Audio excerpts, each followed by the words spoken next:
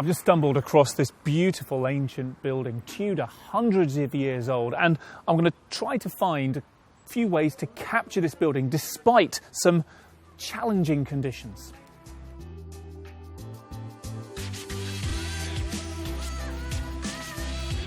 Now, the first challenge as I see it is the sky. It's really, really sunny up there. The clouds are nice and dramatic, but they are going to make it quite difficult to expose both for the sky and for the building. And also, I'm on a road here. I want to work out the best framing for this shot with the different lenses that I've got on the camera. So let's take a look at what we get out of a can, as it were. Opening up the camera app, default settings, default lens.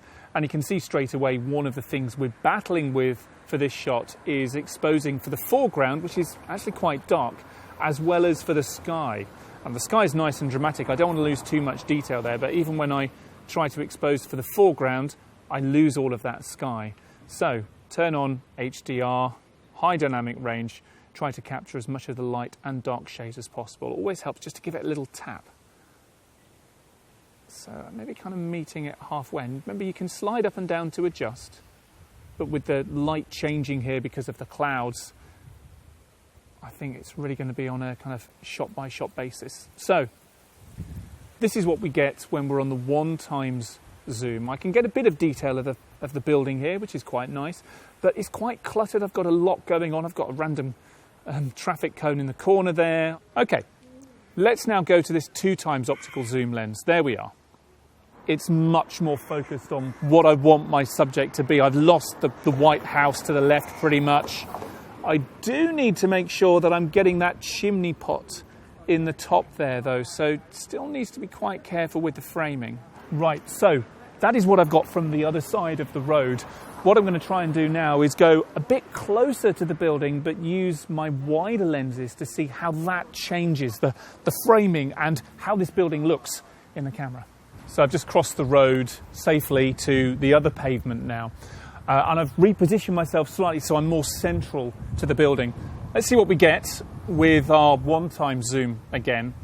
Now, because I'm closer, I can't get all of the building in. I can't get the full top to bottom here in the landscape orientation, which is what I want. So let's just take a few different shots. It's quite nice just to focus on the top half. You've got that obvious line that goes across the middle here. So focusing on that top half, and you get this lovely gable at the front here, that's quite pleasing. Now, the other thing that's happening is that the sun is just peeking above that roof, and that's a really lovely effect because I'm getting some artifacts now as the sun is hitting the lenses here. Just some little flares in there, which are a nice way of celebrating both what's happening in the sky as well as in the building itself. What I'm going to do now is take a look at what the wide-angled lens gives me. Oh wow! Predictably, I'm getting a lot more of this property in my frame now. I can get all the way from the bottom right up to the apex of the roof on the top, all in the same frame. And that's lovely. But what I'm also getting, which is really nice, again, because of that position of the sun, and because I'm using a different lens now, I'm getting a different set of artifacts. I'm getting these rays. It's like this kind of star effect that the sun's giving me. And that really nicely complements the building. It's like the sky is coming into the foreground on top of the image here, which creates a really nice sense of depth, even though I'm quite close up to a building. That is really nice. I'll take one or two more of those. Let's see which ones came out the best.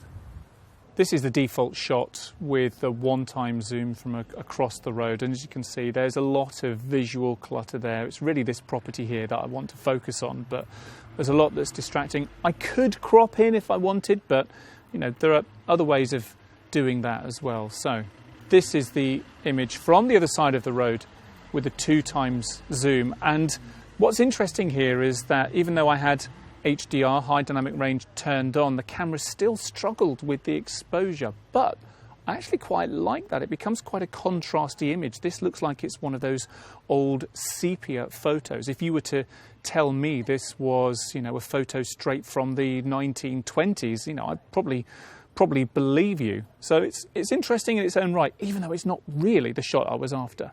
Once I crossed the road, this was the shot I got with my 1x zoom lens. I couldn't fit the whole property in, so I just focused on the upper half of this front gable here, and you can start to see a lot of detail, this intricate woodwork in the fabric of the building. Plus, at the top there, you can see the sun just peeking over the roof and, you know, bringing that the far right into the foreground. So that's quite a pleasing shot for me. And this is what happens when you use the wide-angled lens. You see these lines all start to converge because of the slightly distorted perspective that a wide-angled lens gives you. The lines, the vertical lines, start to all converge towards the point on the roof, which is really, really, really pleasing. You still get all of the detail here, but you get from the bottom of the building right up to the top, and you start to see these little flares coming in from the sun, almost coming in front of the building, just adding that extra bit of depth there. So yeah, there's a couple of really, really strong images there that I'm very happy with.